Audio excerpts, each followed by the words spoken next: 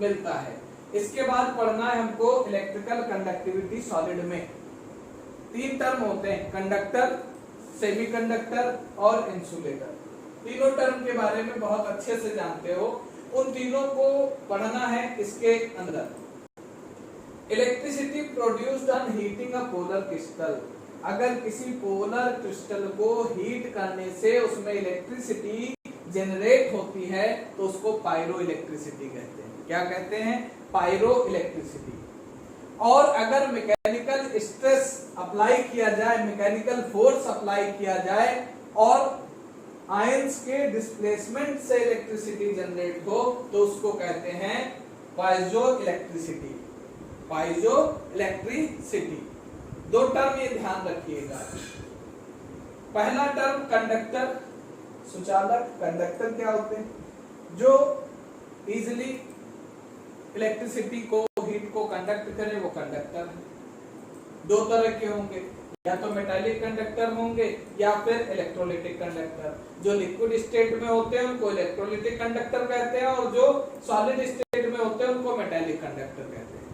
Electrolytic conductor जो होते हैं ये अगर सॉलिड हो जाएं तो फिर ये कंडक्टिविटी शो नहीं करते क्योंकि आयंस नहीं होते इनके पास।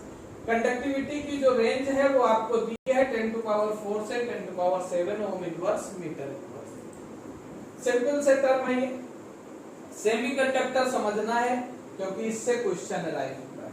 सेमीकंडक्टर, अभी तो सिंपली रेंज लिख के आ गई। सेमीकंडक्टर 2 तरह के होते हैं, इंट्रिंसिक सेमीकंडक्टर और एक्सट्रिंसिक। आगे पेज पे दिख रहा है। इंट्रिंसिक सेमीकंडक्टर का मतलब प्योर सब्सटेंस जो कंडक्टर की तरह बिहेव करे।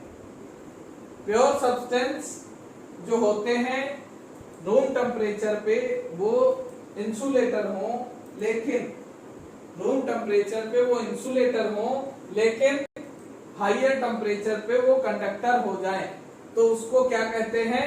Intrinsic semiconductor. लेकिन कुछ ऐसे सब्सटेंस जिसमें इंप्योरिटी ऐड कर दी जाए और वो कंडक्टर हो जाए तो उसको कहते हैं एक्सट्रिंसिक सेमीकंडक्टर। इंट्रिंसिक का मतलब जिनमें कोई इंप्योरिटी नहीं, प्योर सब्सटेंस, लेकिन रूम टेम्परेचर पे वो कंडक्टर है और हाई टेम्परेचर पे, रूम टेम्परेचर पे वो इंसुलेटर है और हाई टेम्परेचर पे क्या है? कंडक्टर। एक्सट्रिंसिक का मतलब इंप्योरिटी ऐड करके कंडक्टिविटी ला दी जाए अगर सब्सटेंस में तो वो एक्सट्रिंसिक सेमीकंडक्टर हो जाता है। इंट्रिंसिक सेमीकंडक्टर फर्दर 2 टाइप के होते हैं, एन टाइप सेमीकंडक्टर और पी टाइप। यहां से क्वेश्चन अराइज होता है।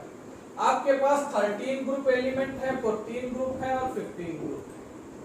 अगर ये दोनों मिक्स किए जाएं, अगर 13 को 14 में ऐड कर दिया, देखो लिखा है silicon doped with 15 group element, silicon इसमें है और डोप्ड विद 15 ग्रुप एलिमेंट, तो ये एन टाइप बनाएगा। और अगर silicon doped with 13 group element तो ये पी टाइप बनाएगा। 14 13 के साथ मिक्स होकर बन रहा है तो पी टाइप, 14 15 के साथ मिक्स हो जा रहा है तो बन रहा है एन टाइप सेमीकंडक्टर। ये फिजिक्स में आप डायोड के फॉर्म में पढ़ते हो, PNP junction diode, NPN junction diode, वहां पे इन ट्रांजिस्टर का यूज होता है। ये आपके सेमीकंडक्टर 2 है। ठीक है, आगे बढ़ते। इंसुलेटर कुछ अलग है, केवल रेंज इनकी आपको ध्यान रखनी है। इसके बाद सिंपली बैंड थियरी है। बैंड थियरी में 3 पॉइंट आपके सामने आएंगे। एक में बिल्कुल स्पेस नहीं है, एक में थोड़ा स्पेस है और एक में ज्यादा स्पेस है। ये जो स्पेस दिख रहा है इसको कहते हैं फॉरबिडन जोन, फॉरबिडन जोन।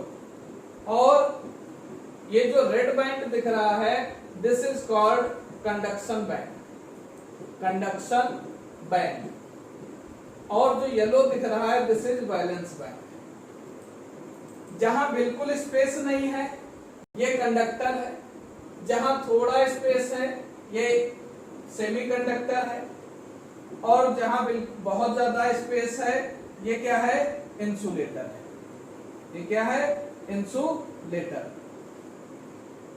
यहां पे इलेक्ट्रॉन जंप नहीं कर पाएगा, यहाँ इलेक्ट्रॉन जंप कर लेगा और यहाँ इजीली फ्लो होता रहेगा, यहाँ पे इजीली चलता रहेगा। यहाँ जंप करने में थोड़ी सी मेहनत, कुछ इलेक्ट्रॉन जंप करेंगे कुछ नहीं, यहाँ पे कोई जंप नहीं कर पाएगा। लेकिन जब टेम्परेचर बढ़ाते हैं तो यहाँ पे ओवरलैपिंग तेज हो जाती है, इसलिए टेम्परेचर बढ़ाने पे कंडक्टर की कंडक्टिविटी घटती है। लेकिन इंसुलेटर में स्पेस कम होगा टेम्परेचर बढ़ाने पे, इसलिए इनकी कंडक्टिविटी बढ़ेगी। इंसुलेटर पे कोई फर्क नहीं पड़ता टेम्परेचर का कंडक्टिविटी। ये बैंड थियरी है। फॉरबिडन जोन, कंडक्शन बैंड और वैलेंस बैंड के बीच के गैप को फॉरबिडन जोन, जिसमें इलेक्ट्रॉन नहीं होते हैं वो कंडक्शन बैंड, जिसमें इलेक्ट्रॉन होते हैं उसको वैलेंस बैंड कहते हैं। ये थियरी ध्यान रखिएगा, इससे भी एक क्वेश्चन आता है आपके। मैग्नेटिक प्रॉपर्टीज, डायामैग्नेटिक सब्सटेंस जानते हो, जो मैग्नेटिक फील्ड की प्रेजेंस या एब्सेंस दोनों में ही नॉन मैग्नेटिक हो उसको डायामैग्नेटिक कहते हैं। पैरामैग्नेटिक वो सब्सटेंस जिनके पास कुछ अनपेयर्ड इलेक्ट्रॉन हो, जो मैग्नेटिक फील्ड की प्रेजेंस में मैग्नेट और एब्सेंस में नॉन मैग्नेट हो। फ्री इलेक्ट्रॉन इनकी मेन प्रॉपर्टी है। इसके बाद फेरोमैग्नेटिज्म, ये मैग्नेटिक फील्ड की प्रेजेंस हो या एब्सेंस मैग्नेटिक ही रहते हैं, क्योंकि मैग्नेटिक प्रॉपर्टी इनके अंदर इतनी ज्यादा होती है, इनके सारे इलेक्ट्रॉन, सारे डोमेन्स यूनिडायरेक्शनल, एक ही डायरेक्शन में सारे इलेक्ट्रॉन होते हैं, सारे डोमेन्स यूनिडायरेक्शनल, इसलिए ये सबसे ज्यादा मैग्नेटिक होते हैं। और इसके बाद आपको फिर पढ़ना है एंटी फेरोमैग्नेटिज्म। एंटी फेरो का मतलब इक्वल एंड अपोजिट रोटेशन, जो डोमेन्स का रोटेशन है वो इक्वल और अपोजिट हो तो उसे कहते हैं एंटी फेरोमैग्नेटिज्म। जैसे एक क्लॉकवाइज है तो एक एंटी क्लॉकवाइज हो, एक क्लॉकवाइज एक एंटी क्लॉकवाइज, तो इसे कहते हैं एंटी फेरोमैग्नेटिज्म। और फेरीमैग्नेटिज्म में अनइक्वल रोटेशन ऑफ डोमेन्स, दो ऊपर को फिर एक नीचे को, अनइक्वल रोटेशन ऑफ डोमेन्स, तब इसे कहते हैं फेरीमैग्नेटिज्म। लास्ट टॉपिक इसका है ब्रैग्स इक्वेशन।